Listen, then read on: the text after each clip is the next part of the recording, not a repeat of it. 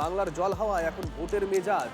জলপাইগুড়ি শহরেও লেগেছে ভোটের হাওয়া, কিন্তু ভোটের হাওয়ায় জলপাইগুড়ির জল খুব ঘোলা। জলপাইগুড়ি পুরসভার 1 নম্বর ওয়ার্ডের বাসিন্দা বাপন সরকার। বাড়ির উল্টো দিকে বিশাল জলের ট্যাঙ্ক, কিন্তু বাপনের বাড়িতে জলের লাইন নেই।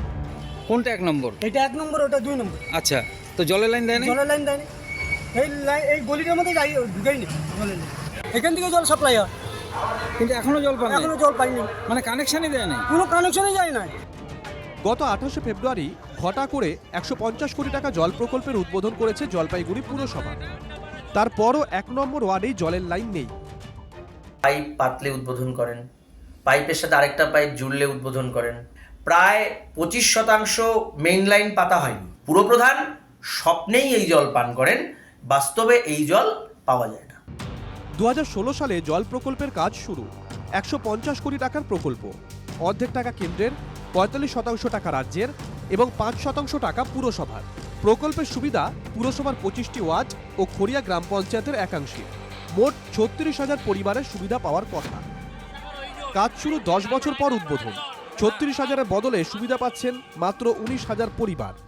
সব জনে জল চলে গেল, বিরোধীরা শূন্য থেকে মহাশূন্য। এখনো অনেক জায়গায় পাইপ বসেনি, অনেক বাড়িতে শুধুই কল। দাদা বলেছিল যে 28 তারিখ রাতেই আমাদের জল ঢুকে যাবে বাড়ি বাড়ি। তারপরে এসে চেক করলাম যে বাড়িতে এখনো জল ঢুকেনি। পরে জানা গেল যে কোথাকার পাইপ জানি ফেটে গেছে। ভোটের হাওয়ায় বিরোধীরা ভাসিয়ে দিয়েছে কিমিক শব্দ। হচ্ছে এত তাড়াহুড়োটা কিসের?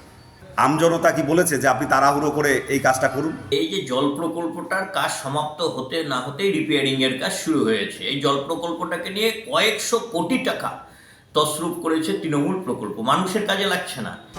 খোদ মুখ্যমন্ত্রী ক্ষোভ প্রকাশ করেছিলেন জলপাইগুড়ি জল প্রকল্পের কাজের গতি নিয়ে। ভোটের আগে জল প্রকল্পের উদ্বোধন হলো, কিন্তু বিতর্কের জল যে বড্ড ঘোলা। জলপাইগুড়ি থেকে নীলেশ্বর সান্যালের রিপোর্ট, TV9 বাংলা।